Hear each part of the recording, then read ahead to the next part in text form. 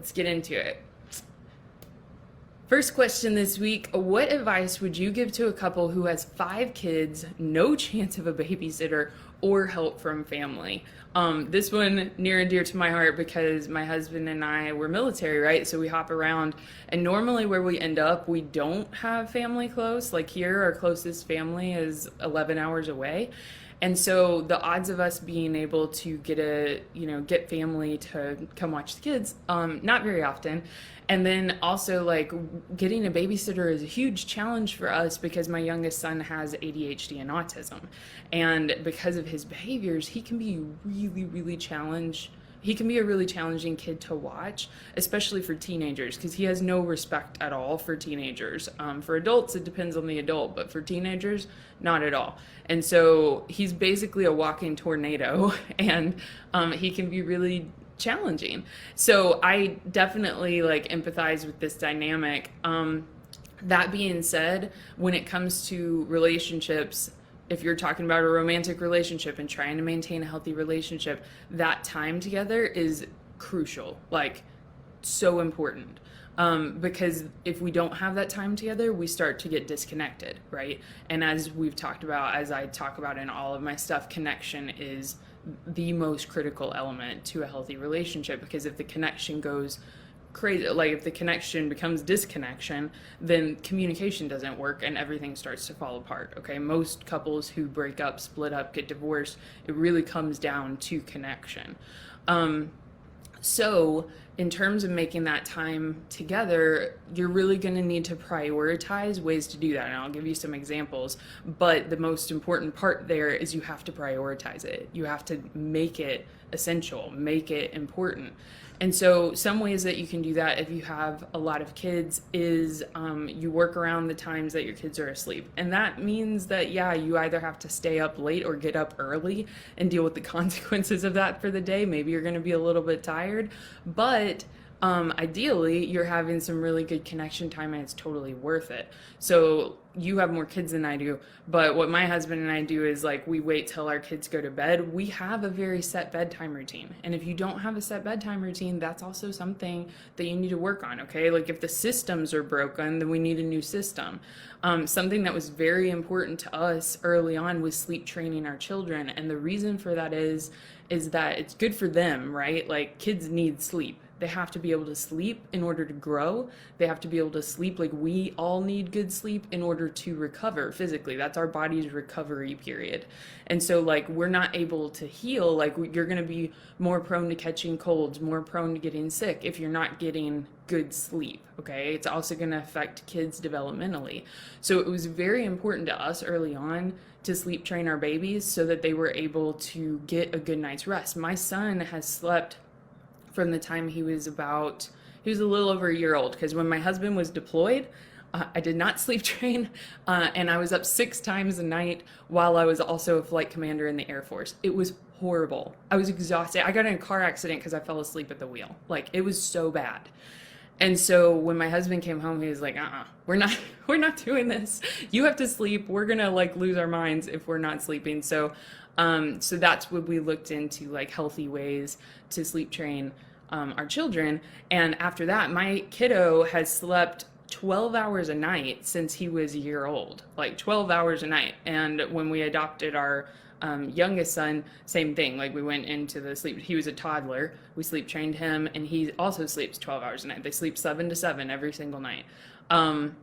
If they go to bed a teensy bit late, they still wake up at 7. That's just the way it is. But we notice a difference in their behavior if we let them stay up till 8 or 9, or sometimes we go to Disney and we're up till midnight doing something special in the park, and we notice a huge difference because they will still wake up at 7 a.m. and they're going to be tired and they're going to be cranky, right? And this goes back to if we don't feel good, we're not the best version of ourselves.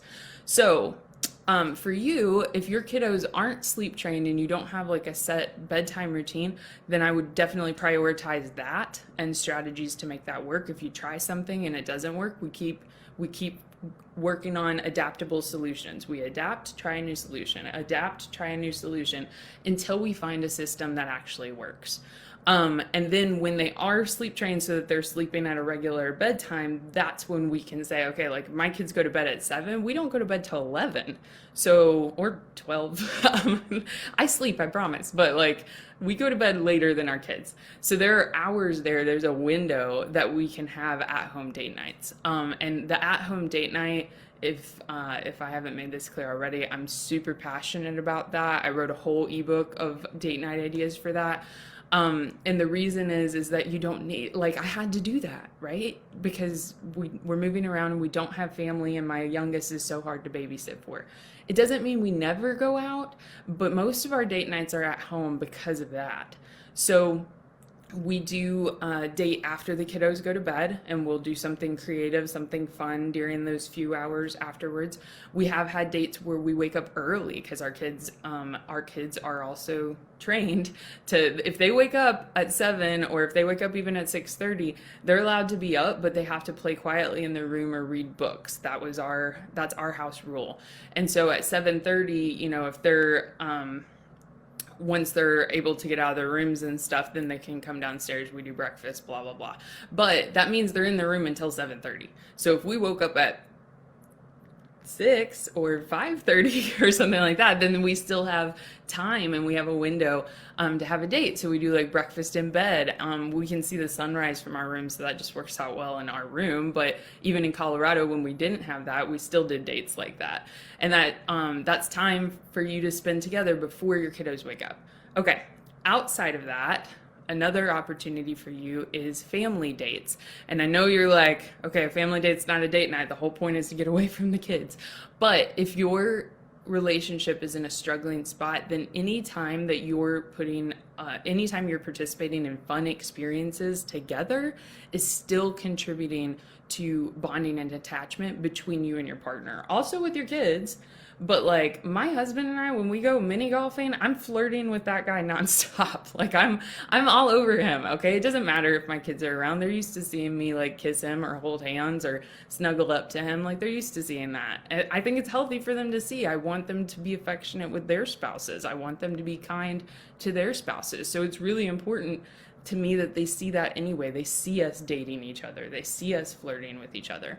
That doesn't mean I don't want alone time for you. I do want you to have that, but don't let it be an excuse that your kids are around that you can't have a date together, okay? We still do almost all of the dates that I put out there into the universe, unless it's a sexy date, which that's a totally different dynamic. Everything else you can do with your kids, okay? Like if I go indoor skydiving with my husband, I can take my kids and we can go do that.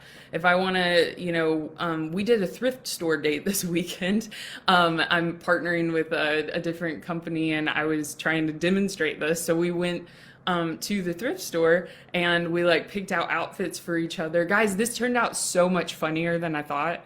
And we went to this downtown area that I was trying to do a photo shoot at, and I showed up and it was like a surprise festival. Like I had no idea what was happening. And it was absolutely unintentional, but it worked out really well. Our kids were with us for that. Okay. So when we were at the thrift store, like they picked out some items. When we went to the downtown festival, they were there. We got popsicles together. Like it was a great day, but it was also still time for us to bond together as a couple, because we're flirting with each other and we're playing and we're having fun. So you can still do that even with your kids around. But my like key nugget takeaway for you for this question is that you really need to prioritize time with your partner, even if that means that the kids are around, even if that means staying up late, even if that means you waking up early. Oh, one last tip. If you aren't on a set bedtime routine yet with your kids and you can't like stay up late because you're exhausted, get up early, you're exhausted, then use something novel, something new, like a new movie or something like that, and put that on for the kids in another room. A new game, a new movie, new board game, something that's new and exciting to them, to distract them. And they can do that in the other room, like while you and your partner have dinner in a different area of the house, okay? And you need to tell your kids, like, this is mom and dad's date time. I love you. If you're not bleeding, do not come and get me. Like, you need to be in the living room watching the movie with your siblings, okay? And if they're not listening to that and they're not okay with that, then we need to work on kid boundaries, because if you don't have boundaries with your kids, that's going to affect your relationship too. Okay, I hope that was helpful.